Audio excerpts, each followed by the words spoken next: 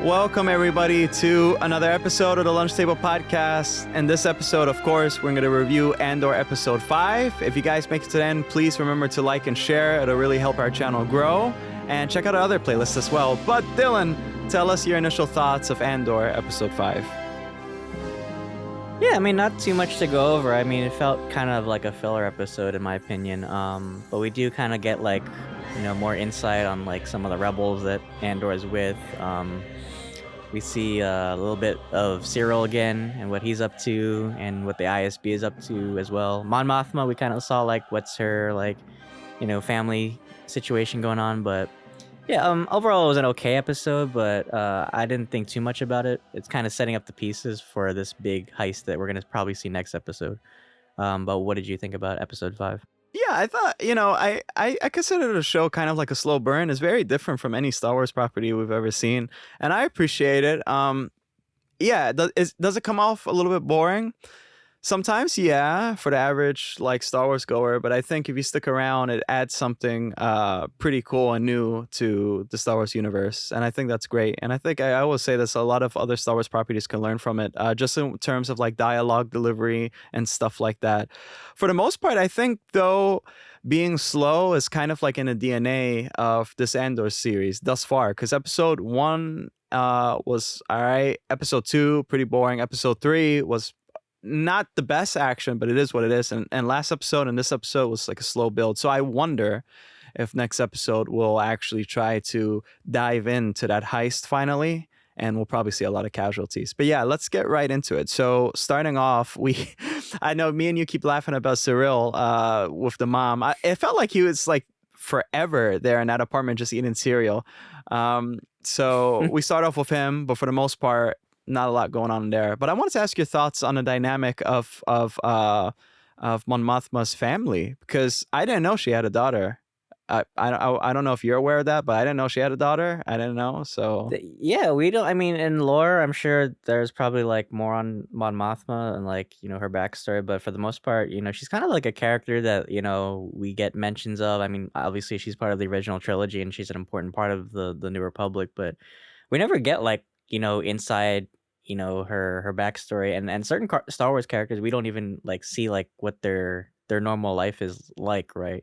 Especially like senators in the Republic, we just kind of like see them at their job, like probably like meetings or something, but we never see like the domestic aspect of it. So I think it's so interesting that they decided to show like what her life is like by like behind the scenes, and she's kind of has like this dysfunctional family that kind of like, I don't know, it feels like they're kind of like sucking up to the Empire a little bit, and she's the only one that has like a clear head about what's going on, and her husband just kind of like in denial, and her husband kind of feels like this, I don't know, corporate asshole. He doesn't even remember like what their driver's name is, right? So, and he wants to be closer to his wife, but I think she's kind of like distant because I think she knows where his true loyalties lie.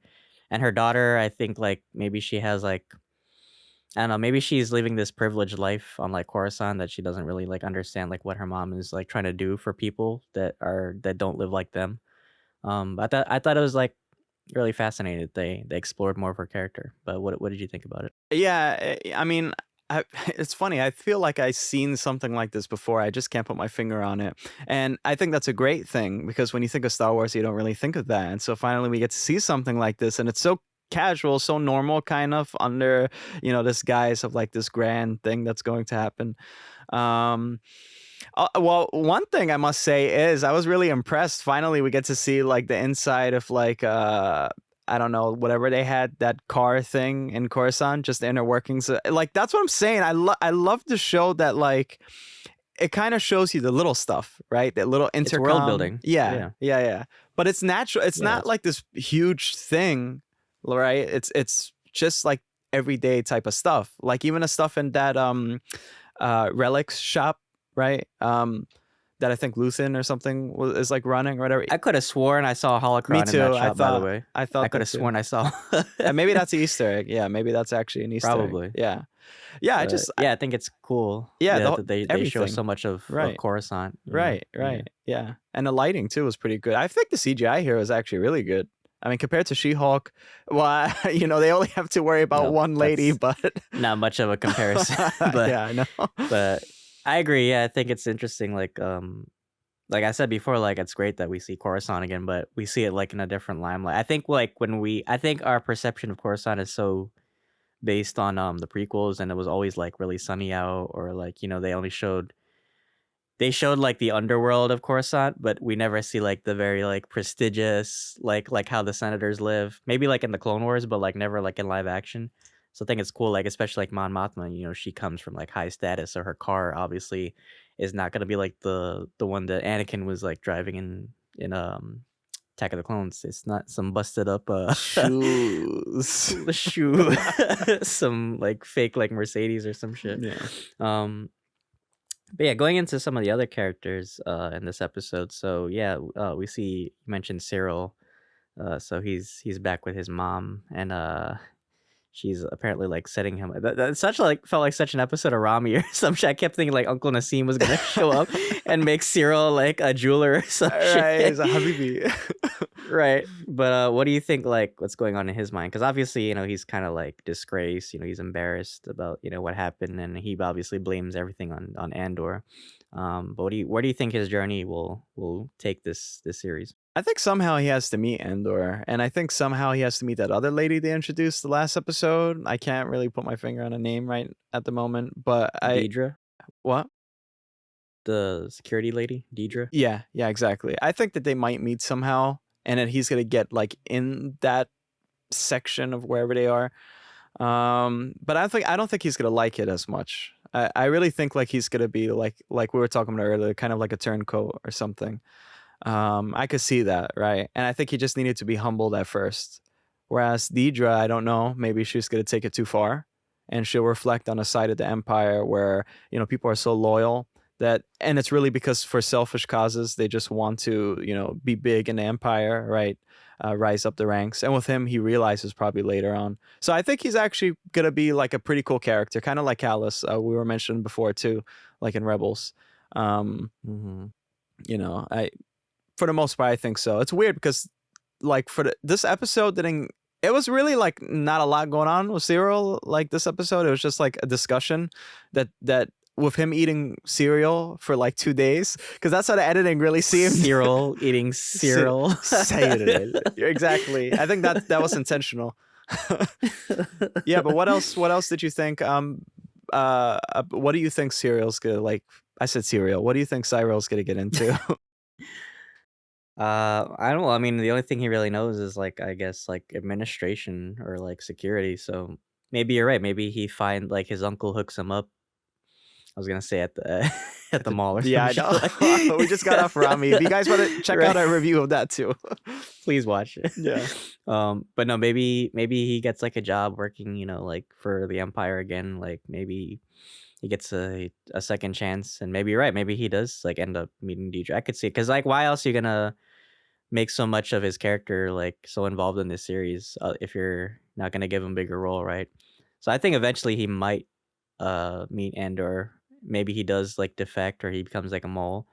Because I think he's such a loyalist to the Empire, and I think he truly believes in like order and security and stuff like that. So I'm not sure, but we'll have to keep watching to find out. But I think yeah, definitely like somehow he's gonna find his way back to how he was doing things earlier, right? I mean, he kind of feels bad too, because he was kind of responsible for what's happening to his planet now, as we saw like the Empire is like taking over, and they're kind of like setting up like a headquarters.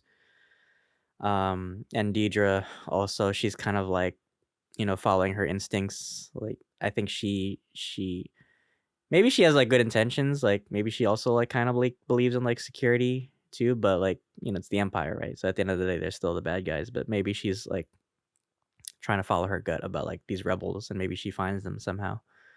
um but speaking of the rebels, like what did you think of like seeing like that scene with like Andor, and Skeen was like a big part of this episode. And I want to ask you, like, what did you think like his tattoos like represented? Yeah. So that was a great interaction too. I just loved him in this episode. It was really intense, but I could relate a lot with him. He's really like down to earth, but yet he has a motivation of like revenge above revenge, and I think a lot of people do. So that reflects on a lot of people who's just angry at the Empire for taking their family and their land. And the Empire takes a lot of people land. Like they never really got into that, but like they don't just take it; they like fuck it up on purpose or something to make it unusable. So yeah, I mean, I like the interaction. The tattoos. It's funny we haven't seen many tattoos. I mean, obviously except Darth Maul. Yeah, I think that he must have been like a part of like a slave thing or something like that, and that was like a way of like identifying, kind of like cattle, right? Mm-hmm. And then within there, he gained some brothers or sisters or whatever, right? And I think that's what it means, right? You need Mm-hmm. all fingers to form the hand, and you guys could grasp on each other or something cheesy like that. What do you think? Yeah, I think the tattoos. I mean, they said crate head. It sounded like it was like a gang or some shit, but Mm, kind of took it as like it was like an homage, kind of like towards the Holocaust, like how yeah. the Jewish people had like numbers. So maybe that was he was like part of like a concentration camp or something. That's how like he lost his brother too. But the other tattoo is the interesting one. It's like you said, by the hand. I don't know if that's like a cult or like a brotherhood or something. I kind of wish they like explore more on that because it sounds like it sounds really interesting. I thought maybe it was like a reference to like Mandalorians or something deeper. Um, but yeah, I don't know. But yeah, so they're kind of setting up for this big heist now, and Andor kind of like reveals that he's doing this for money, and there's kind of like a mistrust now. So what do you predict will happen in the next episode? Yeah, full heist, full heist. I think someone's gonna die, but it's expected. There's gonna be like a good amount of casualties. Here's a little trick: the people who spoke the most, right, during these characters, when these characters were introduced, right, the people who spoke the most are gonna probably be the ones who survive, rather than like the other people on the side.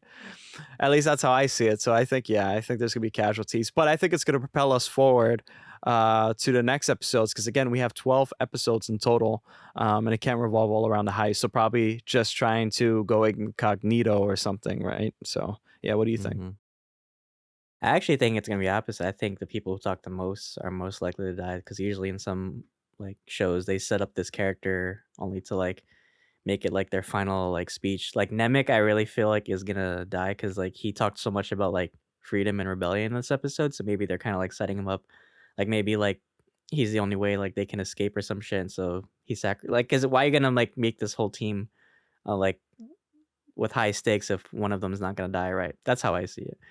Um, we still haven't seen like anything with like the clones because we saw them in the trailers, but we haven't really seen them yet, and we haven't seen like any stormtroopers too. So I wonder like where do the clones fit? Are they like a flashback or are they part of like the current world right now?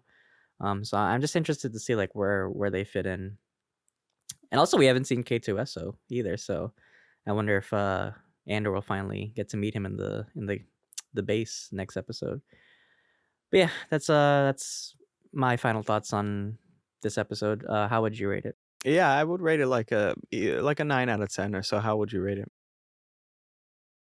I'd probably give it a 7. I mean, it was kind of lackluster for me, but it was still pretty good. Okay. All right, people. That's the review. I mean, if you guys like the video, please again give it a like, and also check out our other reviews. I keep saying this and I hope you really make it to the end, and we greatly appreciate you. Right after this, we're actually going to review Handmaid's Tale, a great series thus far and a great episode. We have plenty of content coming up, as I always say, plenty of movies to review. This Friday we're actually going to review Hellraiser and Werewolf by Night, which is really exciting. But Dylan, please take us away. Yeah, spooky season's coming up, guys. We have a lot of cool like Halloween theme episodes coming out after our Andor and Handmaid's Tale review. We're still kind of closing in on She-Hulk, so we have another review coming tomorrow. And if you haven't already checked out our other videos, we just, like Akram said, we just reviewed Rami Season 3. We just reviewed Dahmer on Netflix, and also the animated movie Intergalactic on Netflix as well. So a lot of content if you haven't already caught up. But thank you guys so much for tuning in, and until then, may the force be with you. And Force be with you. See you guys.